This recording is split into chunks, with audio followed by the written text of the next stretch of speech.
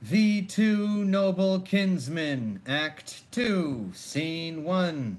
Enter jailer and wooer. I may depart with little while I live, something I may cast to you, not much. Alas, the prison I keep, though it be for great ones, yet they seldom come.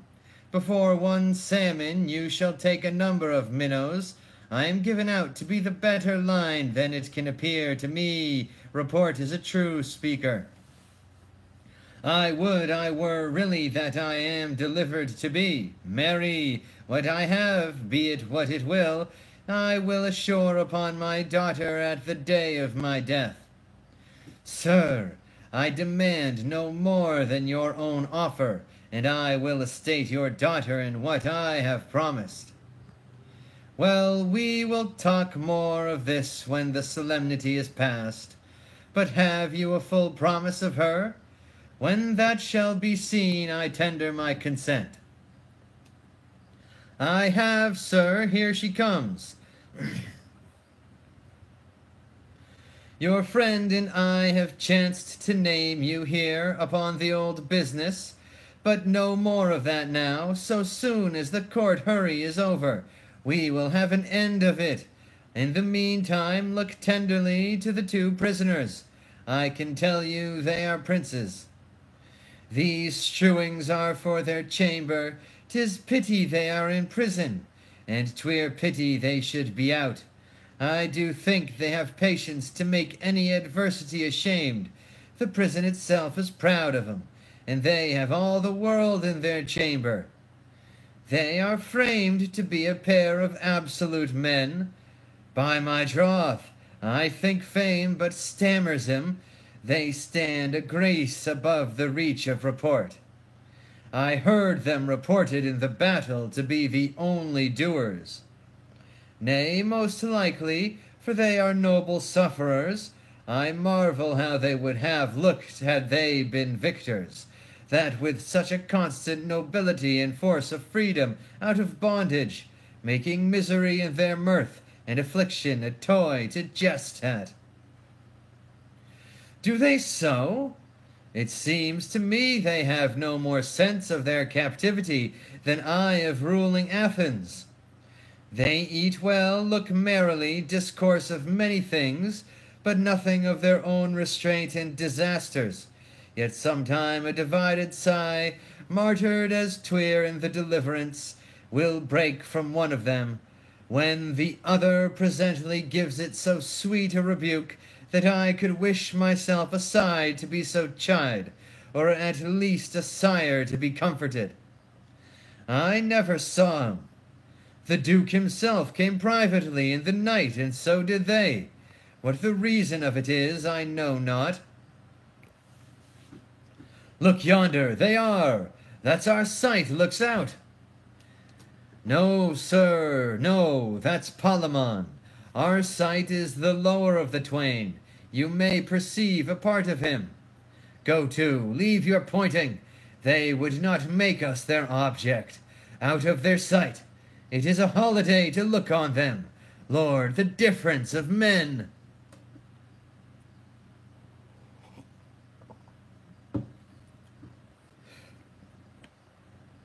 Scene 2.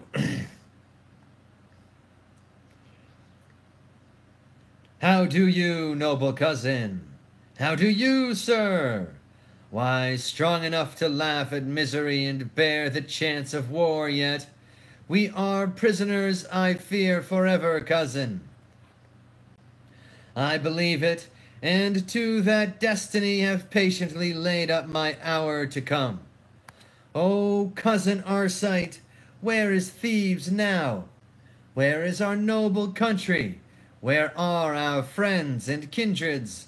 Never more must we behold those comforts, never see the hardy youths strive for the games of honor, hung with the painted favors of their ladies, like tall ships under sail, then start amongst them, and as an east wind leave 'em all behind us, like lazy clouds, whilst Palamon and Arcite, even in the wagging of a wanton leg, outstripped the people's praises, won the garlands, ere they have time to wish him ours. Oh, never shall we to exercise, like twins of honor, our arms again, and feel our fiery horses, like proud seas under us. Our good swords now better the red-eyed god of war never wear, ravished our sides, like age must run to rust, and deck the temples of those gods that hate us. These hands shall never draw 'em out like lightning to blast whole armies more. No, Palamon, those hopes are prisoners with us. Here we are, and here the graces of our youths must wither like a too timely spring. Here age must find us, and which is heaviest, Palamon, unmarried, the sweet embraces of a loving wife, loaded with kisses, armed with 1,000 cupids, shall never clasp our necks. No issue, no us, no figures of ourselves shall we ever see to glad our age, and like young eagles teach 'em boldly to gaze against bright arms, and say, remember what your fathers were, and conquer. The fair-eyed maids shall weep our banishments, and in their songs curse ever blinded fortune, till she for shame see what a wrong she has done to youth and nature. This is all our world. We shall know nothing here but one another, hear nothing but the clock that tells our woes. The vine shall grow, but we shall never see it. Summer shall come, and with her all delights, but dead cold winter must inhabit here still.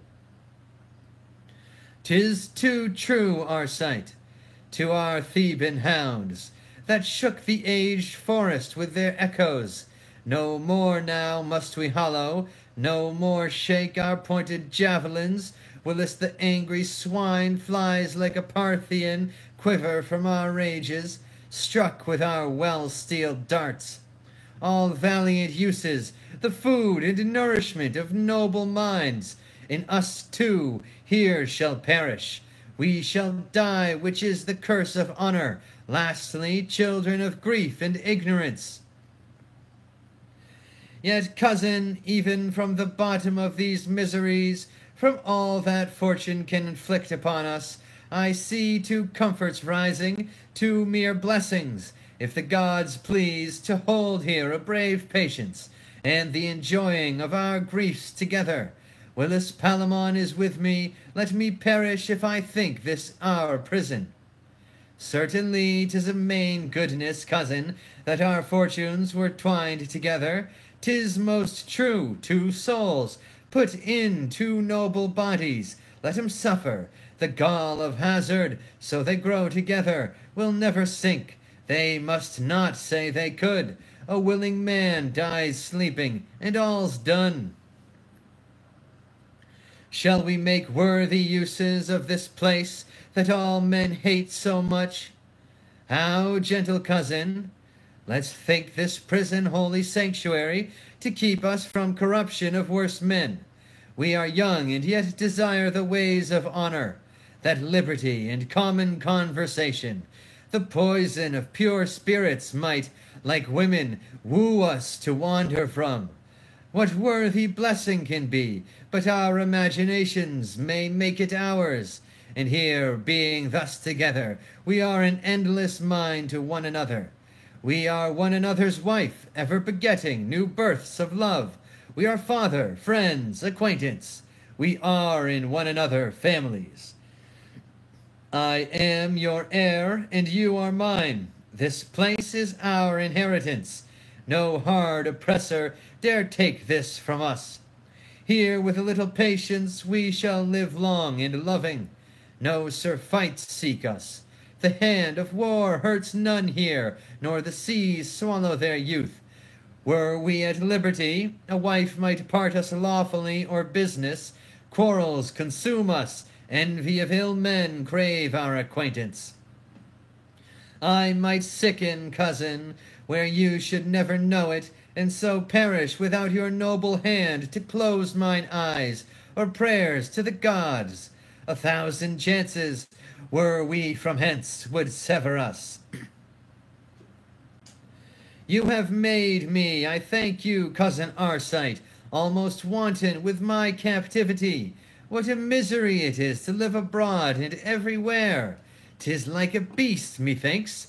I find the court here, I am sure, a more content, and all those pleasures that woo the wills of men to vanity I see through now, and am sufficient to tell the world 'tis but a gaudy shadow that old time as he passes by takes with him. What had we been old in the court of Creon, where sin is justice, lust and ignorance the virtues of the great ones? Cousin Arcite, had not the loving gods found this place for us, we had died as they do, ill old men, unwept, and had their epitaphs, the people's curses. Shall I say more? I would hear you still. Ye shall. Is there record of any two that loved better than we do, Arcite? Sure there cannot. I do not think it possible our friendship should ever leave us. Till our deaths it cannot, and after death our spirits shall be led to those that love eternally. Speak on, sir. This garden has a world of pleasures in it. What flower is this? 'Tis called Narcissus, madame. That was a fair boy, certain, but a fool to love himself. Were there not maids enough? Pray, forward. Yes, or were they all hard-hearted? They could not be to one so fair. Thou wouldest not. I think I should not, madame. That's a good wench, but take heed of your kindness, though. Why, madame, men are mad things. Will ye go forward, cousin? Canst not thou work such flowers in silk, wench? Yes? I'll have a gown full of 'em, and of these. This is a pretty colour. Will it not do rarely upon a skirt, wench? Dainty, madame? Cousin, cousin, how do you, sir? Why, Palamon, never till now I was in prison, Arcite. Why, what's the matter, man? Behold and wonder. By heaven, she is a goddess.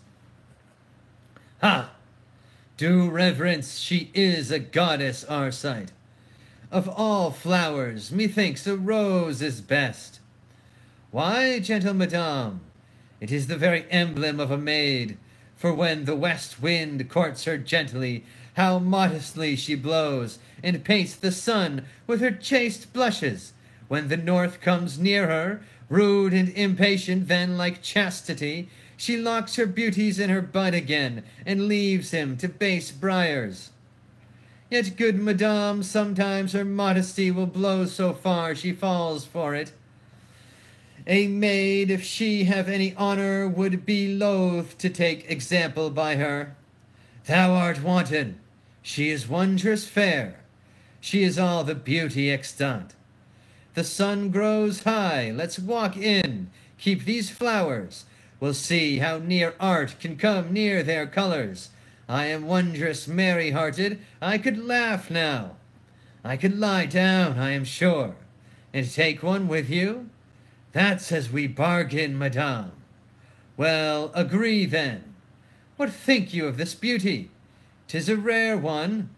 Is it but a rare one? Yes, a matchless beauty. Might not a man well lose himself and love her? I cannot tell what you have done. I have beshrewn my eyes for it. Now I feel my shackles. You love her, then? Who would not? And desire her? Before my liberty. I saw her first. That's nothing. But it shall be. I saw her too. Yes, but you must not love her. I will not, as you do, to worship her, as she is heavenly and a blessed goddess. I love her as a woman, to enjoy her, so both may love. You shall not love at all. Not love at all? Who shall deny me? I that first saw her, I that took possession first with mine eye of all those beauties in her revealed to mankind. If thou lovest her, or entertainest a hope to blast my wishes, thou art a traitor, Arcite, and a fellow false as thy title to her. Friendship, blood, and all the ties between us, I disclaim, if thou once think upon her. Yes, I love her, and if the lives of all my name lay on it, I must do so. I love her with my soul. If that will lose ye, farewell, Palamon. I say again I love, and in loving her maintain I am as worthy and as free a lover, and have as just a title to her beauty as any Palamon or any living, what that is a man's son. Have I called thee friend? Yes, and have found me so. Why are you moved thus? Let me deal coldly with you. Am not I part of your blood, part of your soul? You have told me that I was Palamon, and you were Arcite. Yes.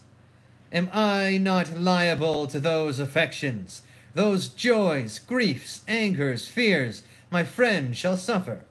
Ye may be. Why then would you deal so cunningly, so strangely, so unlike a noble kinsman to love alone? Speak truly. Do you think me unworthy of her sight? No, but unjust if thou pursue that sight. Because another first sees the enemy, shall I stand still, and let mine honor down, and never charge? Yes, if he be but one. But say that one had rather combat me. Let that one say so, and use thy freedom, else if thou pursuest her, be as that cursed man that hates his country, a branded villain. You are mad. I must be, till thou art worthy our sight. It concerns me, and in this madness, if I hazard thee, and take thy life, I deal but truly. Fie, sir, you play the child extremely. I will love her, I must, I ought to do so, and I dare, and all this justly. Oh, that now thy false self and thy friend had but this fortune, to be 1 hour at liberty, and grasp our good swords in our hands, I would quickly teach thee what 'twere to filch affection from one another. Thou art baser in it than a cut-purse. Put but thy head out of this window more, and as I have a soul, I'll nail thy life to it. Thou darest not, fool. Thou canst not. Thou art feeble. Put my head out. I'll throw my body out, and leap the garden when I see her next, and pitch between her arms to anger thee. No more. The keeper's coming. I shall live to knock thy brains out with my shackles. Do. By your leave, gentlemen. Now, honest keeper, Lord Arcite, you must presently to the Duke. The cause I know not yet. I am ready, keeper. Prince Palamon, I must a while bereave you of your fair cousin's company. And me too, even when you please of life. Why is he sent for? It may be he shall marry her. He's goodly, and like enough the Duke hath taken notice both of his blood and body. But his falsehood, why should a friend be treacherous? If that get him a wife so noble, so fair, let honest men never love again. Once more I would but see this fair one. Blessed garden, and fruit and flowers more blessed, that still blossom, as her bright eyes shine on ye, would I were, for all the fortune of my life hereafter, yon little tree, yon blooming apricot. How I would spread and fling my wanton arms in at her window. I would bring her fruit, fit for the gods to feed on. Youth and pleasure, still as she tasted, should be doubled on her, and if she be not heavenly, I would make her so near the gods in nature, they should fear her, and then I am sure she would love me. How now, keeper, where's Arcite? Banished, Prince Pirithous obtained his liberty, but never more, upon his life and oath, must he set foot upon this kingdom. He's a blessed man. He shall see Thebes again, and call to arms the bold young men that when he bids 'em charge, fall on like fire. Arcite shall have a fortune, if he dare make himself a worthy lover, yet in the field to strike a battle for her. And if he lose her then, he's a cold coward. How bravely may he bear himself to win her, if he be a noble Arcite 1,000 ways. Were I at liberty, I would do things of such a virtuous greatness that this lady, this blushing virgin, should take manhood to her and seek to ravish me. My lord, for you I have this charge too, to discharge my life? No, but from this place to remove your lordship. The windows are too open. Devils take 'em, that are so envious to me. Prithee, kill me, and hang for it afterward. By this good light, had I a sword, I would kill thee. Why, my lord, thou bringest such pelting scurvy news continually, thou art not worthy life. I will not go. Indeed you must, my lord. May I see the garden? No. Then I am resolved I will not go. I must constrain you then, and for you are dangerous, I'll clap more irons on you. Do, good keeper, I shake 'em so. Ye shall not sleep, I'll make ye a new Morris. Must I go? There is no remedy. Farewell, kind widow, may rude wind never hurt thee. O my lady, if ever thou hast felt what sorrow was, dream how I suffer. Come, now bury me.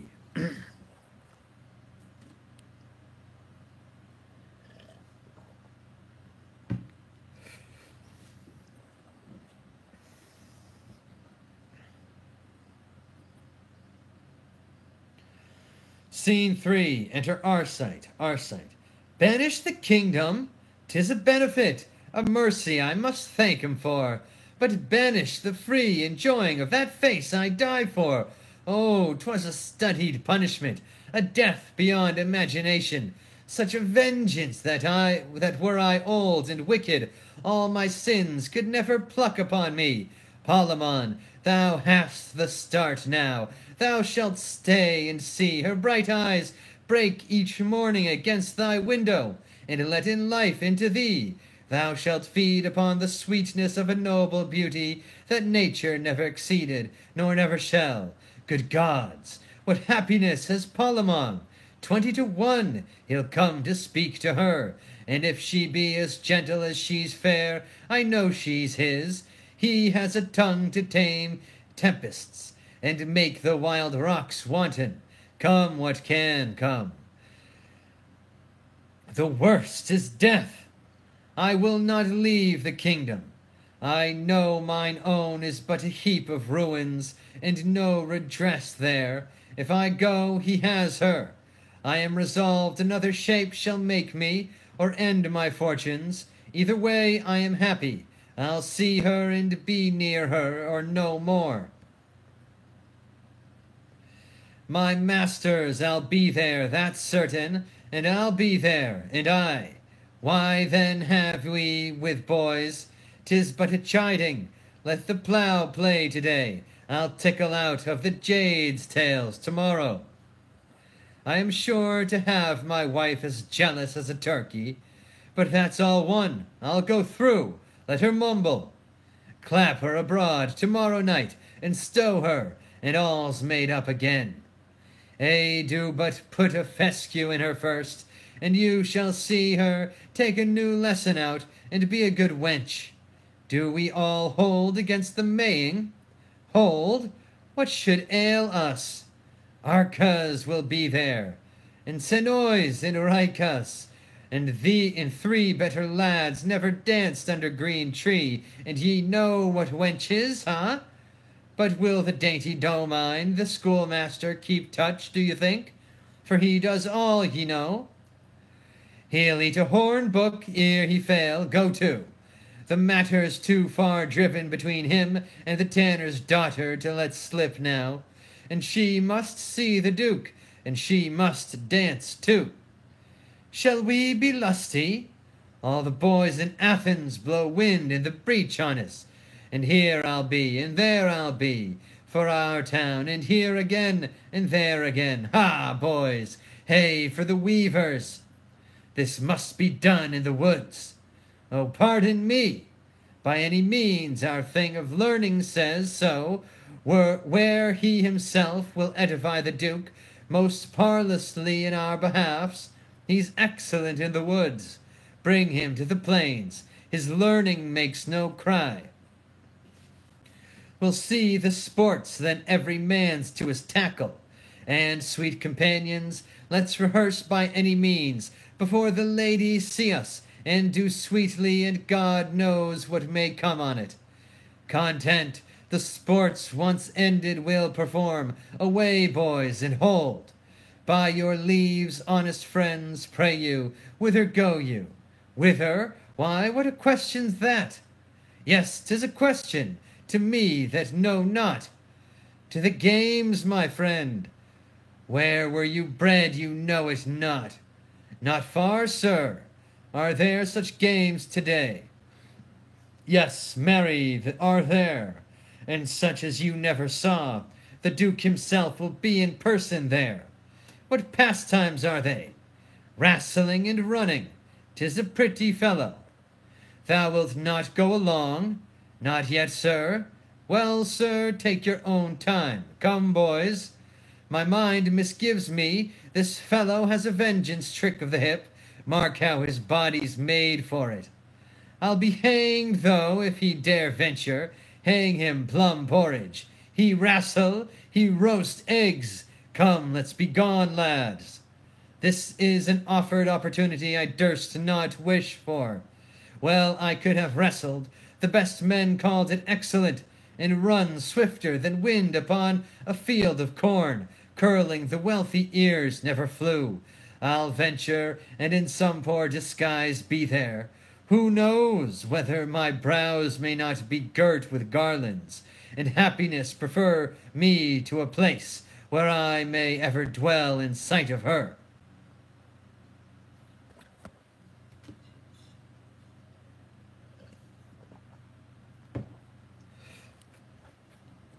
Scene 4. Enter Jailer's daughter alone. Daughter. Why should I love this gentleman? 'Tis odds, he never will affect me. I am base, my father the mean keeper of this prison, and he a prince. To marry him is hopeless, to be his whore is witless. Out upon it. What pushes are we wenches to driven to when 15 once has found us? First I saw him. I, seeing, thought he was a goodly man. He has as much to please a woman in him, if he pleased to bestow it so, as ever these eyes yet looked on.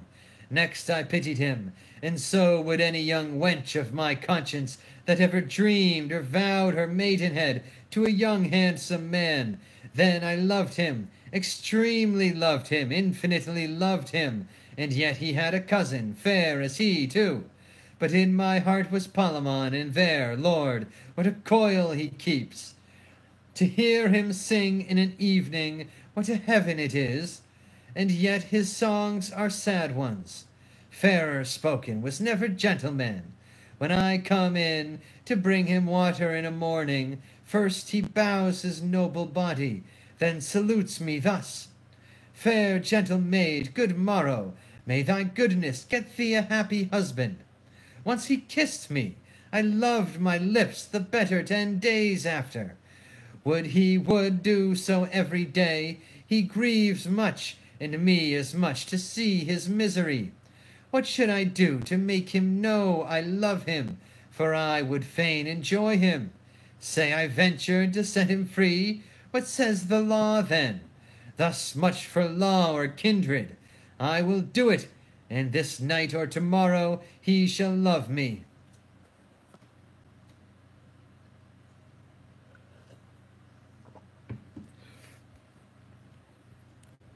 Scene 5. The short flourish of cornets and shouts within.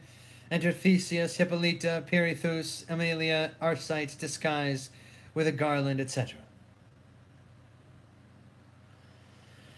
You have done worthily. I have not seen since Hercules a man of tougher sinews. Whatever you are, you run the best and wrestle that these times can allow. I am proud to please you. What country bred you? This but far off, prince. Are you a gentleman? My father said so, and to those gentle uses gave me life. Are you his heir, his youngest, sir? Your father sure is a happy sire then. What proves you? A little of all noble qualities I could have kept a hawk, and well have hollowed to a deep cry of dogs. I dare not praise my feat in horsemanship, yet they that knew me would say it was my best piece, last and greatest. I would be thought a soldier. You are perfect. Upon my soul, a proper man. He is so. How do you like him, lady? I admire him. I have not seen so young a man so noble, if he say true of his sort. Believe his mother was a wondrous handsome woman. His face, methinks, goes that way. But his body and fiery mind illustrate a brave father. Mark how his virtue like a hidden sun breaks through his baser garments. He's well got, sure. What made you seek this place, sir? Noble Theseus, to purchase name and do my ablest service to such a well-found wonder as thy worth, for only in thy court of all the world dwells fair-eyed honor. All his words are worthy. Sir, we are much indebted to your travel, nor shall you lose your wish. Pirithous, dispose of this fair gentleman. Thanks, Theseus. Whatever you are mine, and I shall give you to a most noble service, to this lady, this bright young virgin. Pray observe her goodness. You have honored her fair birthday with your virtues, and as your due ye are hers. Kiss her fair hand, sir. Sir, ye are a noble giver. Dearest beauty, thus let me seal my vowed faith. When your servant, your most unworthy creature, but offends you, command him, die, he shall. That were too cruel. If you deserve well, sir, I shall soon see it. Ye are mine, and somewhat better than your rank I'll use you. I'll see you furnished, and because you say you are a horseman, I must needs entreat you this afternoon to ride, but 'tis a rough one. I like him better, prince, I shall not then freeze in my saddle. Sweet, you must be ready, and you, Emilia, and you, friend, and all, tomorrow by the sun, to do observance to flowery May in Dian's wood. Wait well, sir, upon your mistress, Emily. I hope he shall not go afoot. That were a shame, sir, while I have horses. Take your choice, and what you want at any time, let me but know it. If you serve faithfully, I dare assure you you'll find a loving mistress. If I do not, let me find that my father ever hated, disgrace and blows. Go lead the way, you have won it. It shall be so. You shall receive all dues fit for the honor you have won. 'Twere wrong else. Sister, beshrew my heart, you have a servant, that if I were a woman would be master, but you are wise. I hope too wise for that, sir.